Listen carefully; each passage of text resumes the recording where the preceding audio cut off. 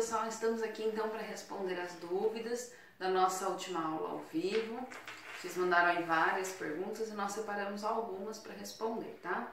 Então a primeira delas é do Fernando Xavier, que ele perguntou: depois que a pessoa paga a pena, ela pode voltar a praticar o direito de votar? Sim. Enquanto a pessoa fica presa, que ela fica aí com o seu direito de votar suspenso, tá? Depois que ela sai, então retorna normalmente a poder votar, a poder fazer aí, exercer o seu direito de cidadão, tá? Marcelo Carrijo perguntou: o regime de pena semiaberto pode ser aplicado através de tornozeleiras eletrônicas? Como isso acontece? Na verdade, eu até poderia colocar a tornozeleira eletrônica no semiaberto para controlar o que ele está fazendo fora do horário e também para que ele volte no horário combinado. Caso ele não tenha ali retornado, eu vou saber onde ele está e levo ele novamente. Só que a tornozeleira, ela é aplicada para quando eu falo em regime aberto, quando eu vou proporcionar a ele uma liberdade. E aí, para restringi-lo, para saber então também onde ele estará, garantir que ele não saia do país, garantir que ele não saia do município, ou quando é uma pessoa que tem um problema de saúde, que ela vai então responder em uma prisão domiciliar, proporcionar que ele fique em casa, garantir que ele fique em casa, eu tenho controle pela tornozeleira. O problema que nós temos hoje é que a tornozeleira ela não estava sendo confiável. Então, o problema era mais tecnológico, era uma questão de software que estava dando um problema com relação às tornozeleiras. Por conta disso, eles passaram a não querer usar a tornozeleira. Passaram assim a ficar meio receosos com esse investimento, que também é um investimento alto, tá? Então, há essa alternativa da tornozeleira, mas houveram alguns problemas no caminho e aí eles ficaram um pouco receosos em utilizá-la, mas ela pode ser utilizada nesses casos. Então, é uma possibilidade. Agora depende aí de um investimento do poder público. A Mônica Fernandes perguntou se a pessoa punida tem algum direito para ajudar a família que deixou. Quando a pessoa responde por algum crime no direito penal, o que ela tem direito é ao auxílio reclusão. Na verdade, não é ela que tem esse direito, é a sua família. Só que para a família receber o auxílio reclusão, ele precisaria estar trabalhando no momento que ele cometeu um crime. Então, ele precisa estar contribuindo para a Previdência para que assim a sua família seja assegurada enquanto ele ficar ali recluso.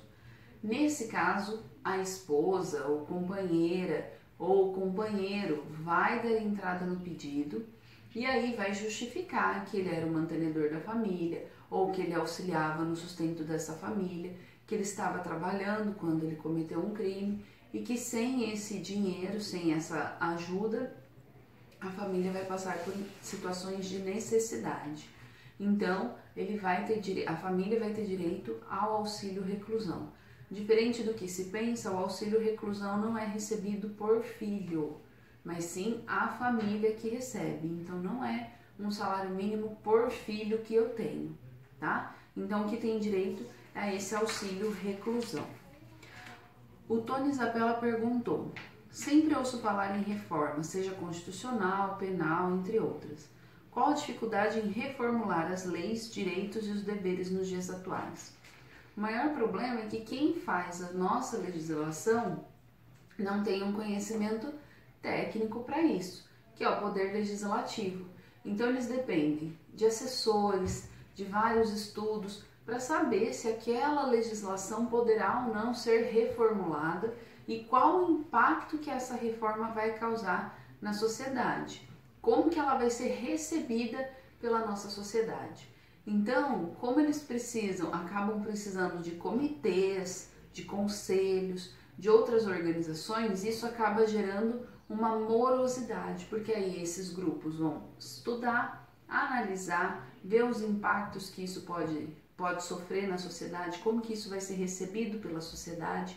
A classe que vai ser afetada também vai se posicionar, porque a população aproveita momentos de reformulação, de reestruturação da lei para mostrarem a sua opinião, Um exemplo foi o que aconteceu com a reforma trabalhista, onde nós tivemos aí os sindicatos, confederações, federações e centrais sindicais fervorosamente brigando por uma reforma trabalhista melhor, tá? O Leandro Baine perguntou: se um ladrão entra em sua residência para cometer um roubo e o proprietário o mata dentro dela, é considerado legítima defesa ou o proprietário irá responder por homicídio? Depende daí de toda a análise que vai ser feita no caso. Qual foi a intensidade da lesão, o que esse assaltante estava fazendo, o que esse ladrão estava fazendo, como que foi que aconteceu esse ato. Então não tem como nós generalizarmos que de fato será uma legítima defesa. Nós já tivemos casos de pessoas que entraram em residências para assaltar e ao entrar na residência sofreram ali algum tipo de machucado, algum tipo de lesão e entraram com ações de indenização. Ganharam essas ações de indenização no primeiro momento, mas depois foi pedido um recurso no tribunal e aí o tribunal reformou falando que nesse caso não teria nenhum direito, tá? Mas nessa questão de legítima defesa ou homicídio depende da análise de outros fatores. O Márcio Soares perguntou: se uma pessoa com mais de 70 anos que pratica um crime é punida igual? Ela vai ser punida igual. O que vai acontecer é que lá naquela dosimetria da pena que eu mencionei para vocês na nossa aula ao vivo, que tem lá um atenuante, que é quando eu cometo o crime e já tenho mais de 70 anos na data que eu cometi o crime. Então aí a minha pena vai ser diminuída, porque a minha expectativa de vida já vai ser menor, eu já tenho uma idade mais avançada, então nesse caso eu tenho a pena reduzida. Dependendo do fato que acontecer, de como for o ocorrido, pode ser que o próprio Ministério Público solicite que essa pessoa não receba nenhum tipo de punição.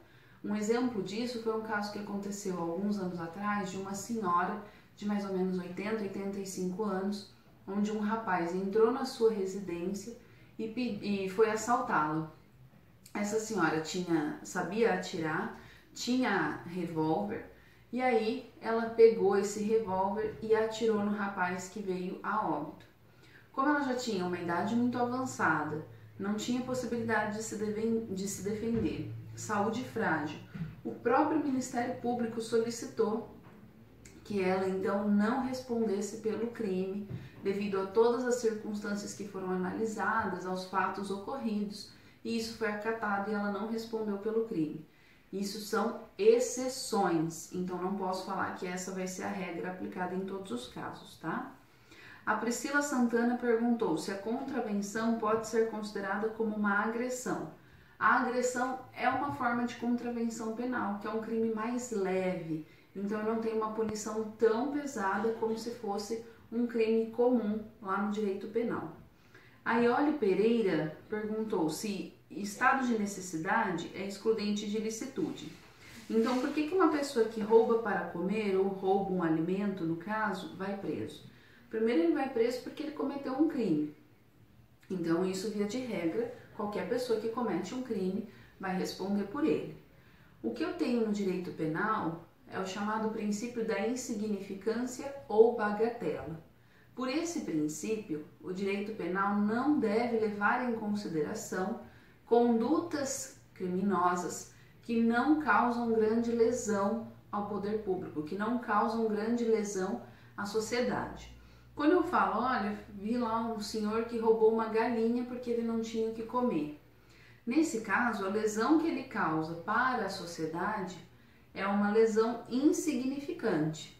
Só que, para pedir esse princípio da insignificância, quem vai fazer isso é o Ministério Público, que ao analisar todo o inquérito vai ver o caso, vai ver o que aconteceu e vai pedir que nesse caso ele seja absolvido pela aplicação do princípio da insignificância ou bagatela. Se o Ministério Público não fizer, o seu advogado vai fazer esse pedido então, e aí caberá ao juiz aceitar ou não a aplicação desse princípio da insignificância ou bagatela. Mas existe essa possibilidade. Então, toda pessoa, quando ela comete um crime, ela vai responder por ele, tá? E a Paloma Medeiros, pra gente encerrar, perguntou: se a pessoa cometer um crime um dia antes de completar 18 anos, ele não será preso? Não vai responder por um crime? Quando a gente fala no inimputável enquanto maioridade penal, ele responde pelas suas condutas criminosas, pelas suas condutas erradas na sociedade. Só que ele vai responder como um ato infracional. Então esse ato infracional ele vai responder na antiga Fundação Casa ou em algum abrigo que possa aceitá-lo para que ele seja ressocializado, para que ele ali estude, consiga se reestruturar e voltar para a sociedade. Não é que ele não tem nenhum tipo de punição, ele não pode ir para uma penitenciária comum. Então, nesse caso que a Paloma mandou, se ele cometeu o crime um dia antes de completar 18 anos, ele não vai para uma penitenciária comum, ele continua respondendo pelo ECA, que é o que é aplicado nos casos de pessoas que cometem crime e ainda não atingiram a maioridade penal. E aí, nesse caso específico, então, ele poderá ficar recolhido, porque ele não fica recluso, ele poderá ficar recolhido até 3 anos, que é o tempo máximo que ele pode ocupar para se ressocializar, tá bom? Pessoal, então essas foram as perguntas que vocês mandaram durante a nossa aula, algumas, né? Tivemos muitas outras perguntas, mas a gente não tem tempo para trabalhar todas elas. Eu espero que vocês tenham aproveitado o conteúdo, desejo a todos vocês bons estudos e uma excelente prova e espero encontrar com vocês numa outra oportunidade, tá bom? Até mais!